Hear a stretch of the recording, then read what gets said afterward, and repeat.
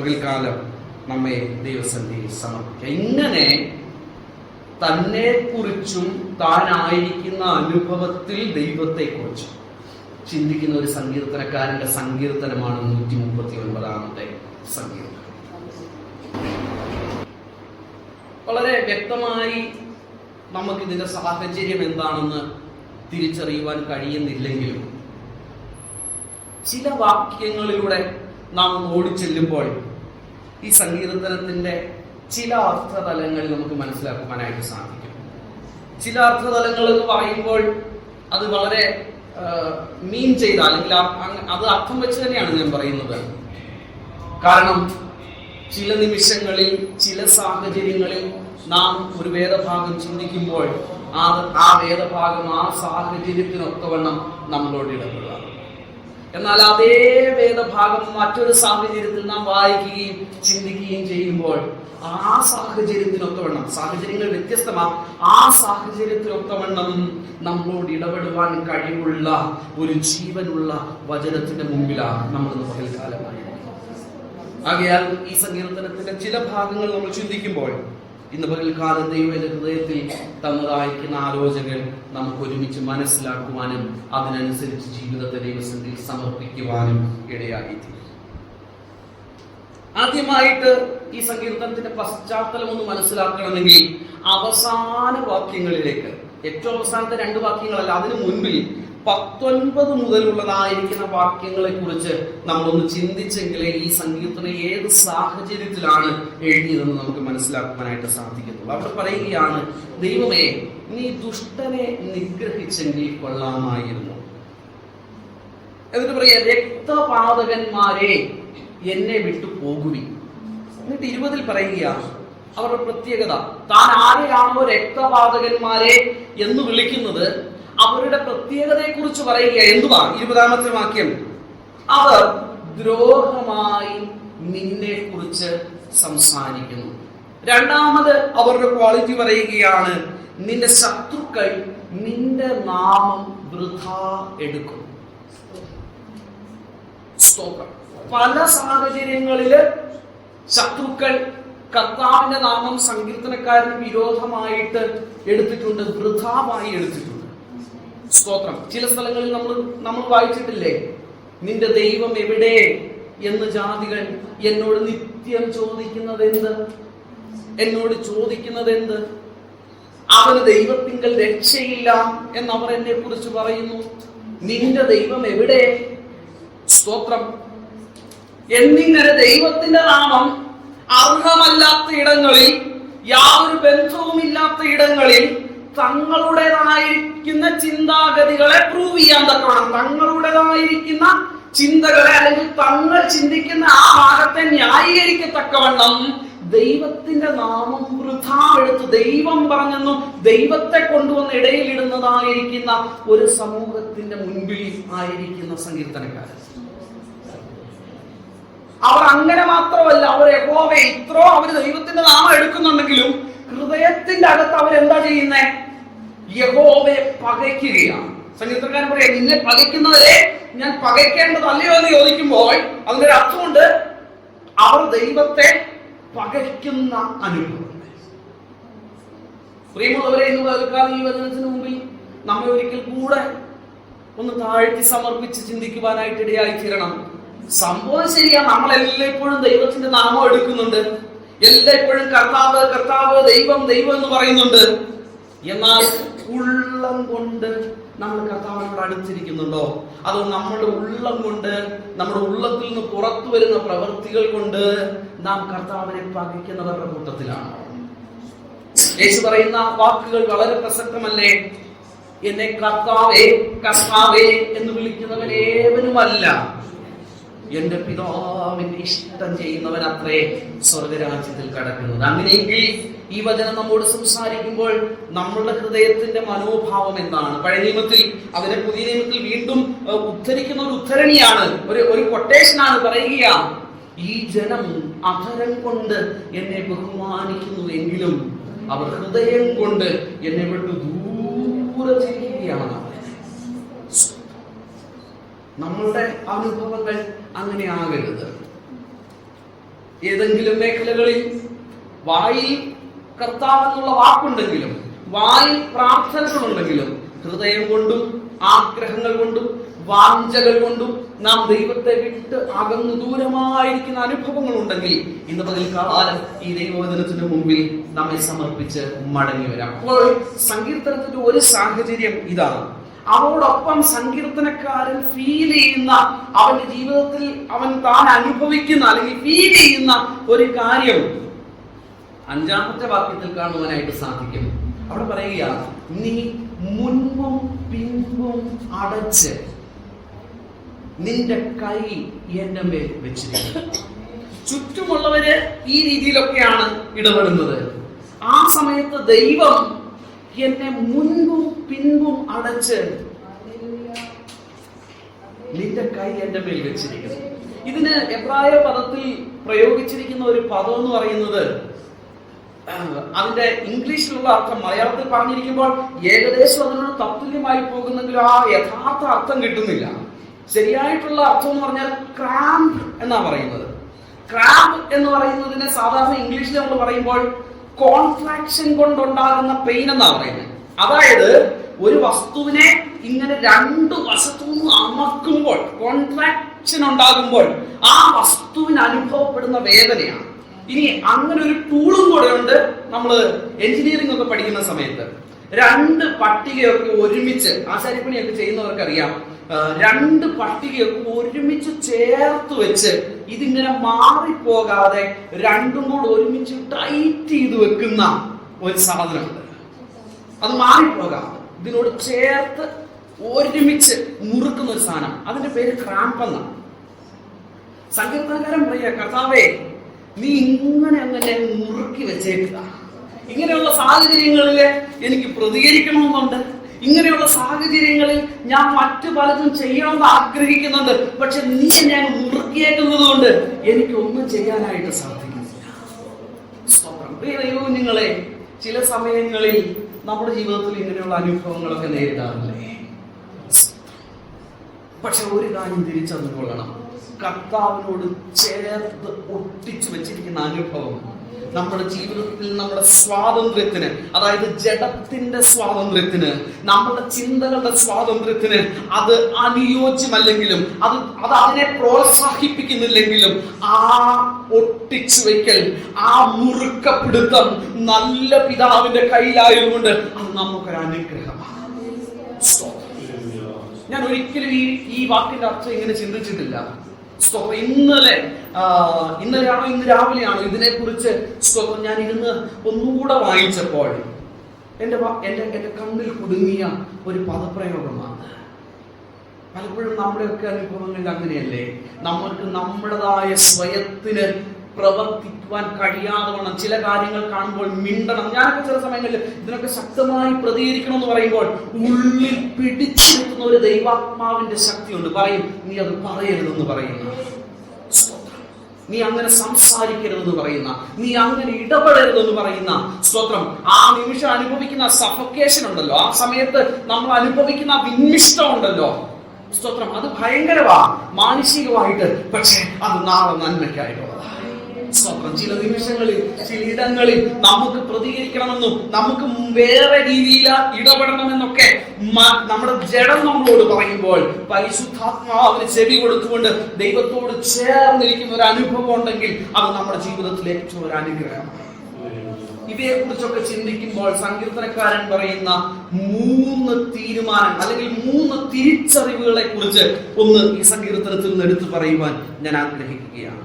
6-ാമത്തെ വാക്യം സങ്കീർത്തനക്കാരൻ പറയുകയാണ്, ഈ പരിജ്ഞാനം എനിക്ക് അത്യത്ഭുതമാണ്. കർത്താവേ, എന്നെ ഇങ്ങനെ അങ്ങോട് ചേർത്ത് പിടിച്ചു മുറുക്കി വെച്ചിരിക്കുന്ന, ചില സമയങ്ങളിൽ എന്റെ സ്വാതന്ത്ര്യത്തിന് എന്നെ വിടാതെ അങ്ങ് എന്റെ മേൽ ദൃഷ്ടി വെച്ച് അങ്ങനെ നോക്കി, ഞാൻ ഇരിക്കുന്നതും എഴുന്നേൽക്കുന്നതും എല്ലാം നോക്കി എന്റെ പ്രൈവസിയിലെല്ലാം അങ്ങ് ഇടപെടുന്നത് എന്റെ സ്വാതന്ത്ര്യത്തെ കെടുത്തുന്നുണ്ട്. അതല്ലേ ഇവിടെ പറയുന്നേ? സ്തോത്രം. എന്റെ പ്രൈവസിയിൽ കയറി ഇടപെടുന്ന ഒരു കർത്താവിനെയല്ലേ ഞാനിവിടെ കാണുന്നത്. സങ്കീർത്തനക്കാരൻ പറയുകയാ, ദൈവമേ, അങ്ങനെ ശോധന ചെയ്ത് അറിഞ്ഞിരിക്കുന്നു. സ്തോത്രം. അത് ഇംഗ്ലീഷിൽ ഒന്നും കൂടെ വായിക്കുമ്പോ എന്നെ അങ്ങ് എക്സാമിൻ ചെയ്യുന്ന അറിയുന്നു. എക്സാമിൻ ചെയ്യാന്നുള്ളത് പൊതുവിൽ ഉപയോഗിക്കുന്ന എവിടെയാണെന്നറിയാവോ? നമ്മൾ മെഡിക്കൽ ടേം ആയിട്ട് ഉപയോഗിക്കുന്ന ഒരു ടേമാണ് മെഡിക്കൽ എക്സാമിനേഷൻ എന്ന് പറയുക. അല്ലെങ്കിൽ നമ്മുടെ ശരീരത്തെ ആകമാനം ഓരോ ഇടങ്ങളെയും എക്സാമിൻ ചെയ്യുന്ന, പരിശോധിച്ചറിയുന്ന. സ്റ്റെതസ്കോപ്പ് വെക്കേണ്ടടുത്ത് സ്റ്റെതസ്കോപ്പ് വെക്കും. സ്തോത്രം. സ്കാൻ ചെയ്യേണ്ടടുത്ത് സ്കാൻ ചെയ്യും. MRI എടുക്കേണ്ടടുത്ത് MRI എടുക്കും. നമുക്ക് പോലും കാണുവാൻ കഴിയാത്ത സൂക്ഷ്മ ഇടങ്ങളെ തന്റെ ദൃഷ്ടിയിൽ സ്തോത്രം കണ്ടെത്തി നമ്മെ പരിശോധിച്ചറിയുന്ന ഒരു കർത്താവിനെയാണ് സ്തോത്ര സങ്കീർത്തനക്കാരനിവിടെ കാണുന്നത്. പ്രിയമുള്ളവരെ, നമ്മുടെ ചെറിയ അണുക്കളെ പോലും കർത്താവ് അറിയുന്നു എന്നുള്ളത് നാം മറന്നു പോകരുത്. നമ്മുടെ ഹൃദയവേദനകളെ അവൻ അറിയുന്നു എന്നുള്ളത് മറന്നു പോകരുത്. നമ്മുടെ ശരീരത്തിന്റെ ബലഹീനതകളെ അവൻ അറിയുന്നു എന്നുള്ളത് മറന്നു പോകരുത്. സ്തോത്രം. നമ്മൾ ഇരിക്കുന്നതും എഴുന്നേൽക്കുന്നതും ദൂരത്ത് നിന്ന് ഗ്രഹിക്കുന്ന, വല്ലഭനായിരിക്കുന്ന, സർവ്വവും അറിയുന്നവനായിരിക്കുന്ന ഒരു ദൈവത്തിന്റെ മുമ്പിൽ അത്രേ നാം ഇന്ന് പകൽക്കാലമായിരിക്കുന്നത്. ഹല്ലേലൂയ. ഹൃദയത്തെ പോലും വെറുതെ വിടത്തില്ല. അവിടെ പറയുക, എന്റെ നിരൂപണങ്ങൾ നീ ദൂരത്ത് നിന്ന് ഗ്രഹിക്കുന്നു. എന്താ മറയ്ക്കാൻ പറ്റുക? ഇങ്ങനെ വ്യക്തിപരമായിട്ട് ഞാൻ ഇതിനെ ചിന്തിക്കുന്ന ഒരു രീതിയാണ്. ഇങ്ങനെ എന്നെ വല്ലാതെ എന്റെ പ്രൈവസിയിൽ ഇടപെടുന്ന കർത്താവ് എന്നെ അങ്ങ് എന്റെ സ്വാതന്ത്ര്യത്തിന് വിടാതെ ഞെരുക്കുന്ന ഒരു അനുഭവം ഇവിടെ സങ്കീർത്തനക്കാരൻ അനുഭവിക്കുന്നുണ്ടോ എന്നൊന്ന് ചിന്തിക്കേണ്ടിയിരിക്കും. വളരെ ഓപ്പൺ എൻഡഡ് ആയിട്ടാണ് നിങ്ങൾക്ക് അതിനെക്കുറിച്ച് തീരുമാനിക്കുവാനുള്ള സ്വാതന്ത്ര്യം നൽകിക്കൊണ്ടാണ്. സ്തോത്രം. ഈ പരിജ്ഞാനം എനിക്ക് അത്യാവശ്യമാണ്. അതെനിക്ക് ഗ്രഹിച്ചുകൂടാതെ വണ്ണം ഉന്നതമാണ്. ഈ ഒരു പരിജ്ഞാനം ഗ്രഹിക്കാൻ അല്പം പാടാണ്. സ്തോത്രം. കാരണം അതിനെ മറ്റു പല രീതിയിൽ ചിന്തിക്കുമ്പോൾ ദൈവം ഇത്രമാത്രം ക്രൂരനാണോ എന്നൊരു ഭാഗത്തൂടെ ചിന്തിക്കപ്പെടുവാൻ സാധ്യതയുണ്ട്. ചില അനുഭവങ്ങളിലൂടെ പോകുമ്പോൾ നമ്മുടെ മനുഷ്യന്റെ മനസാക്ഷിക്ക് അല്ലെങ്കിൽ മനുഷ്യന്റെ ചിന്തകൾക്ക് അവയെ അംഗീകരിക്കാൻ കഴിയാത്ത അനുഭവങ്ങൾ വരാറുണ്ട്. സ്തോത്രം. എന്നാൽ ദൈവം ഇവയെല്ലാം നോക്കുന്നു എന്നുള്ളത് സത്യമാണ്. അത് മാറ്റുവാൻ നമുക്ക് കഴിയുകയില്ല. കാരണം അവൻ തന്റെ സൃഷ്ടിയുടെ മേൽ പരമാധികാരമുള്ള പരമാധികാരിയായ ദൈവമാണ്. ഇതെനിക്ക് ഗ്രഹിച്ചുകൂടാതെ വണ്ണം ഉന്നതമായ ഒരു കാര്യമാണ്. എന്നിട്ട് പറയാ, ശരി എന്നാ പിന്നെ ഒരു കാര്യം ചെയ്തേക്ക, ഇങ്ങനെ നോക്കുന്ന, ഇങ്ങനെ വല്ലാതെ എന്നെ ഒന്ന് കയറി എന്റെ ജീവിതത്തിൽ അങ്ങ് ഇടപെടുന്ന ഒരു കർത്താവിനെ വിട്ട് ഞാൻ എങ്ങോട്ടേലും പോകാമെന്ന് വെച്ചാലോ. അടുത്ത വാക്യം അങ്ങനെയാണ്. 7ാമത്തെ വാക്യം ഒന്ന് വായിച്ചേ. നിന്റെ ആത്മാവിനെ ഒളിച്ച് ഞാൻ എവിടെ പോകും? കർത്താവെ വേണ്ട, നീ വേണ്ട, നീ ഭയങ്കര ശല്യമാണ്, നീ എന്താ പറയുന്നേ, എന്നെ ഒരു കാര്യം ചെയ്യാൻ സമ്മതിക്കാത്ത ഒരു കർത്താവ്. ഈ കർത്താവ് വേണ്ടെന്ന് വെച്ച് ഞാൻ എങ്ങോട്ടേലും പോകാമെന്ന് വെച്ചാലോ. സ്തോത്രം. കർത്താവേ, അവിടുത്തെ സാന്നിധ്യം വിട്ടിട്ട് എനിക്ക് എങ്ങും പോകാൻ കഴിയുകയില്ല. അത് ജീവിതത്തിന്റെ അന്ധതമസ്സാണെങ്കിലും, അത് ജീവിതത്തിന്റെ ഞെരുക്കമേറിയ മേഖലകളാണെങ്കിലും, അവിടെയും എന്നെ വഴി നടത്തുന്ന ഒരു കർത്താവ്, അവിടെയും എന്നെ പിടിച്ചിട്ട്, ഞാൻ ആ വാക്യമൊക്കെ വായിക്കുമ്പോൾ എന്നെ വളരെ ത്രസിപ്പിക്കുവാനായിട്ട് ഇടയായി തീർന്നു. സ്തോത്രം. ഒന്ന് ഓടി വായിച്ചു പോകുകയാണ്. സ്തോത്രം.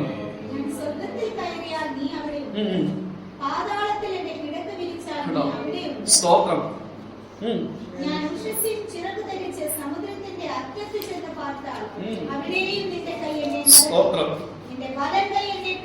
മതി. സ്തോത്രം. ഈ അപ്പന്റെ സ്നേഹം വിട്ടിട്ട്, ഈ അപ്പന്റെ സാന്നിധ്യം വേണ്ടെന്ന് വെച്ചിട്ട് ഞാൻ അങ്ങേ അറ്റത്ത് എവിടെയെങ്കിലും പോയി മറയാൻ തക്കവണ്ണം ഞാൻ ശ്രമിച്ചാൽ അവിടെ ഓടി വന്ന് എന്റെ കരം പിടിക്കുന്ന, സ്തോത്രം, അവിടെ ഞാൻ തെറ്റിപ്പോകാതെ, അവിടെ ഞാൻ വീണു പോകാതെ, അവിടെ ഞാൻ താഴ്പോകാതെ എന്റെ കരത്തെ ഓടി വന്ന് പിടിക്കുന്ന ഒരപ്പന്റെ സ്നേഹം സങ്കീർത്തനക്കാരൻ രുചിച്ചറിഞ്ഞ് പറയുക, കർത്താവേ, അങ്ങേ വിട്ട് എനിക്ക് എവിടെ പോകുവാനായിട്ട് കഴിയും? പ്രിയ ദൈവവും നിങ്ങളെ ജീവിതത്തിന്റെ അനുഭവങ്ങളിൽ ഇത് അനുഭവിച്ചറിയുവാൻ സാധിച്ചിട്ടുണ്ടോ? ദൈവത്തെ വിട്ട് അകന്നുപോയ നിമിഷങ്ങളിൽ ഓടി വന്ന് കരം പിടിച്ച്, കുഞ്ഞേ, അവിടെയല്ല പോകേണ്ടത്, ഇവിടെയും നിന്നെ നടത്തുവാൻ ഞാൻ ശക്തനാണെന്ന് കരം പിടിക്കുന്ന ഒരു ദൈവസ്നേഹം അനുഭവിക്കുവാൻ കഴിഞ്ഞിട്ടുണ്ടോ പ്രിയമുള്ളവരെ? സ്തോത്രം. സ്തോത്രം. ഒന്ന് ചിന്തിച്ചു നോക്കണം. ഹല്ലേലൂയ. ജോയല് ചില സമയത്ത് ഡാഡയുടെ കൈ വേണ്ട എന്ന് പറഞ്ഞങ്ങ് പോകും. മാനസികമായിട്ട് എനിക്ക് അവിടെ ചെന്ന് പിടിക്കാൻ പാടാ. പക്ഷെ അവിടെയും വർത്തിക്കുന്ന ഒരു ദൈവം.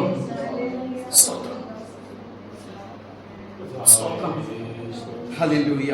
നിങ്ങളുടെ ആ ഭാവനകളിൽ ആ ദൈവസ്നേഹമൊക്കെ ഒന്ന് കാണുവാൻ കഴിയുന്നു എന്ന് ഞാൻ ദൈവസ്നേഹം ചിന്തിക്കുകയാണ്.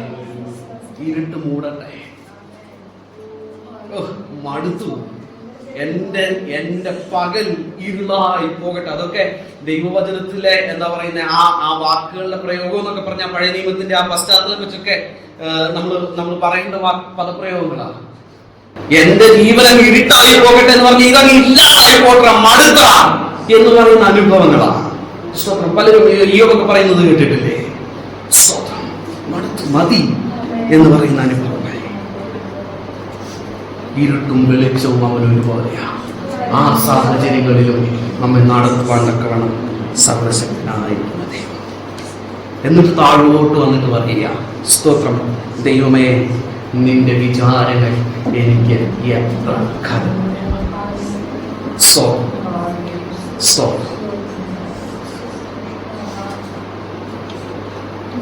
നിന്റെ വിചാരങ്ങൾ എനിക്ക് എത്ര ഘനമായ, അവയുടെ ആകെ തുകയും എത്ര വലിയത്. പ്രിയമുള്ളവരെ, ഇരമ്യാവ് പറയുക, എനിക്ക് നിങ്ങളെ കുറിച്ചുള്ള നിരൂപണങ്ങൾ അറിയാവോ? ഓർക്കുന്നോ? അവ ശുഭഭാവി വരത്തക്കവണ്ണമുള്ള നിരൂപണങ്ങളാണ്. അവ തിന്മയ്ക്കല്ല, അവ നന്മയ്ക്കുള്ള നിരൂപണങ്ങളാണ്. നമ്മെ കുറിച്ചുള്ള ദൈവത്തിന്റെ നിരൂപണങ്ങളുടെ ആകത്തുകയെ ഗ്രഹിക്കണമെങ്കിൽ പ്രിയമുള്ളവരെ, ഈ ജീവിതം മുഴുവൻ മതിയാകയില്ല. അത്രമാത്രം നമ്മെ കുറിച്ച് ശക്തമായ നിരൂപണങ്ങളും ശക്തമായ ചിന്തകളും ശക്തമായ പദ്ധതികളുമുള്ള ദൈവത്തിന്റെ സന്നിധിയിലാണ് നമ്മൾ ഓരോരുത്തരും ആയിരിക്കും.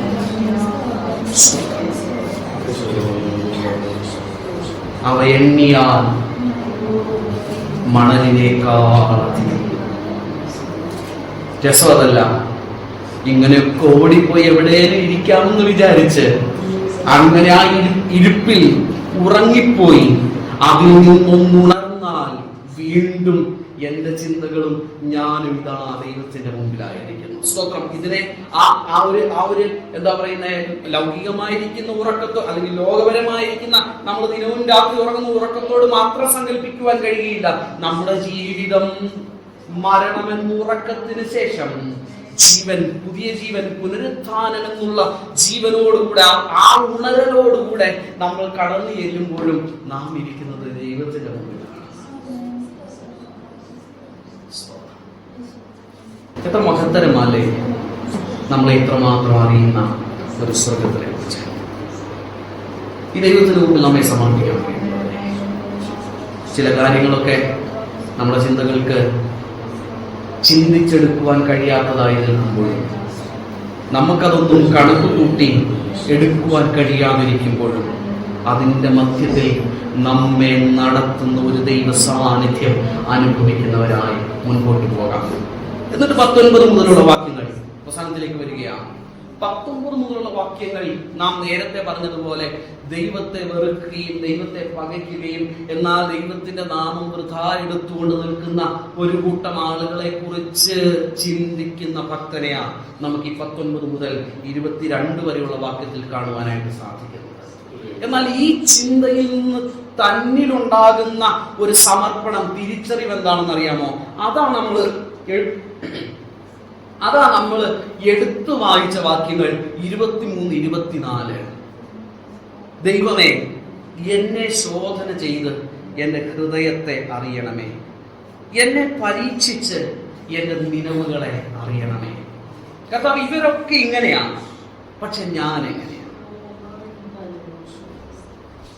ഈ സങ്കീർത്തനത്തിന്റെ ആകത്തുകയായിട്ടുള്ള ഒരു സമർപ്പണമായി ഇതിനെ കരുതുമ്പോൾ തന്നെ ഇതിന്റെ തൊട്ടു മുൻപുള്ള വാക്യങ്ങൾ ഈ സമർപ്പണത്തിന് കുറച്ചും കൂടെ ആക്കം പകരുന്നതാണ്, കുറച്ചും കൂടെ ശക്തി വരുന്നതാണ്. പറയുകയാണ്, കർത്താവ്, ഇവരെല്ലാം ഇങ്ങനെയാണ്, പക്ഷേ ഞാൻ എന്റെ ഹൃദയം അങ്ങനെ പരിശുദ്ധ. എന്നെ പരീക്ഷിച്ച് എന്റെ നിലവുകളെ അറിയണമേ. അപ്പൊ ആദ്യം പറഞ്ഞതോ അങ്ങനെ നന്നായിട്ട് അറിയുന്നുവെന്ന്. ഇവിടെ പറയുമ്പോൾ അങ്ങ് അറിയുന്നില്ല എന്നുള്ളതിന്റെ അർത്ഥമാണോ? ആണോ? ഒരു കോൺട്രഡിക്റ്റിംഗ് സ്റ്റേറ്റ്മെന്റ് ആണോ? പരസ്പര വൈരുദ്ധ്യമുള്ള സ്റ്റേറ്റ്മെന്റ് ആണോ? അല്ല. തന്നെ സമർപ്പിക്കുന്നതും ദൈവത്തിന്റെ അറിവിനെ ഡിക്ലെയർ ചെയ്യുന്നതും രണ്ടും രണ്ടാ. നമ്മൾ പലപ്പോഴും ദൈവത്തിന്റെ അറിവിനെ ഡിക്ലെയർ ചെയ്യും, പക്ഷെ നമ്മെ സമർപ്പിക്കാൻ മറന്നു പോകുന്നു എന്ന് വെച്ച് ഇത് കോൺട്രഡിക്റ്റിംഗ് ആണെന്ന് പറയാൻ പറ്റത്തില്ല. സ്തോത്രം. സങ്കീർത്തനക്കാരൻ ഈ അറിവിന്റെ മുമ്പിൽ സമർപ്പിച്ചിട്ട് പറയാം, കർത്താവേ എന്നെ അവിടുത്തെ സർവ്വ അറിവിൽ ഒന്നുകൂടെ അറിഞ്ഞ് വ്യസനത്തിനുള്ള മാർഗം എന്നിലുണ്ടെങ്കിൽ. സ്തോത്രം. ചിലതൊന്നും ഞാൻ അറിയുന്നില്ല, ചിലതൊക്കെ എന്റെ സ്വഭാവത്തിൽ അങ്ങ് എന്തായാലും പറയാ ഊറിക്കിടക്കുന്നവയാണ്, ഞാൻ അറിയാതെ വെളി വരുന്നതാണ്. അതുകൊണ്ടല്ലേ സങ്കീർത്തനക്കാരൻ മറ്റൊരു ഭാഗത്ത് പറയുന്നത്, സ്വമേധാ പാപങ്ങളെ അകറ്റി എന്നെ കാക്കണമേ, അവ എന്റെ മേൽ വാഴരുതേ. സ്തോത്രം. അങ്ങനെയെങ്കിൽ ഇന്ന് പകൽക്കാലം ദൈവത്തിന്റെ അറിവിന് മുൻപിൽ നമ്മെ സമർപ്പിക്കുന്നതാണ് പ്രാക്ടിക്കൽ ആയിട്ടുള്ള അപ്ലിക്കേഷൻ ഓഫ് ദ സെർമൺ എന്ന് പറയുന്നത്, അല്ലെങ്കിൽ അപ്ലിക്കേഷൻ ഓഫ് ദ നോളജ് എന്ന് പറയുന്നത്. നമുക്ക് ദൈവത്തെ കുറിച്ചുള്ള അറിവിന്റെ മുമ്പിൽ നമ്മെ സമർപ്പിച്ച് പ്രവൃത്തിയിലേക്ക് എത്തിക്കുന്ന ഒരനുഭവം എന്ന് പറയുന്നത് ഇതാണ്. സങ്കീർത്തനക്കാരൻ പറയാം, വ്യസനത്തിനുള്ള മാർഗം എന്നിലുണ്ടോ എന്ന് നോക്കി ശാശ്വത മാർഗത്തിൽ എന്നെ നടത്തണമേ. ആദ്യത്തെ ഭാഗം നമ്മൾ ചിന്തിച്ചു, നമ്മെ മുഴുവനായിട്ട് അറിയുന്ന ഒരു കർത്താവ്. ചില സമയങ്ങളിൽ നമ്മുടെ മേൽ ശക്തമായ നിയന്ത്രണം, ചില സമയമല്ല കേട്ടോ, ജീവിതത്തിന്റെ ആകത്തുകയിൽ മുഴുവനും ദൈവിക നിയന്ത്രണമാണ്. സ്തോത്രം. അത് നമ്മളെ പപ്പറ്റാക്കുന്നൊന്നുമല്ല, നമ്മളെ വെറും കളിപ്പാവയാക്കുന്നൊന്നുമല്ല. പക്ഷേ ചിലയിടങ്ങളിൽ അപ്പനറിയാം കുഞ്ഞിങ്ങനെ പോയാലേ പറ്റത്തുള്ളൂ എന്നാണ്. സ്തോത്രം. ആ നിമിഷങ്ങളിൽ ബാലശിക്ഷ തന്ന് ആ വഴി കൂടെ നടത്തുന്നത് അപ്പന്റെ അധികാര ദുർവിനിയോഗമൊന്നുമല്ല, അപ്പന്റെ അധികാരത്തിന്റെ ശരിയായ പ്രയോഗമാണ്. കാരണം അവൻ എന്നെ അധികമായി സ്നേഹിക്കുന്നു.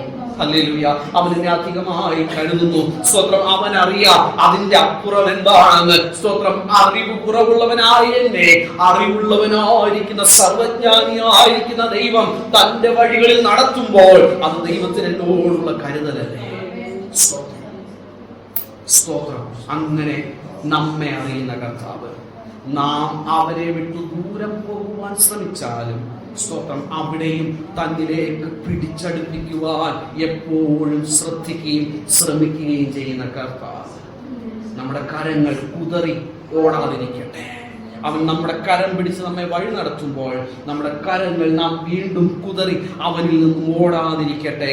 നമ്മെ ഒരിക്കൽ കൂടെ സമർപ്പിക്കാം. ചുറ്റുമുള്ളവർ ദൈവത്തെ പകച്ചാലും, ചുറ്റുമുള്ളവർ അവന് ദ്രോഹമായതിനെ കുറിച്ച് ചിന്തിച്ചാലും, അവന് ദ്രോഹം ചെയ്യാൻ ആർക്കും കഴിയത്തൊന്നുമില്ല. സ്തോത്രം. അവൻ സർവശക്തനാണ്. എന്നാലും സ്തോത്രം, ഞാൻ എന്റെ ജീവിതം വ്യസനത്തിനുള്ള മാർഗങ്ങളിൽ നിന്ന് അകറ്റി ശാശ്വതമായ മാർഗത്തിൽ നടക്കത്തക്കവണ്ണം സമർപ്പിക്കുന്ന ഒരു ജീവിതം. ഈ ദൈവസന്ധ്യയിൽ ഈ സ്നേഹത്തിന് മുമ്പിൽ നമ്മളെ സമർപ്പിക്കാം. ഈ വചനങ്ങളാൽ ദൈവം നമ്മെ അനുഗ്രഹിക്കും.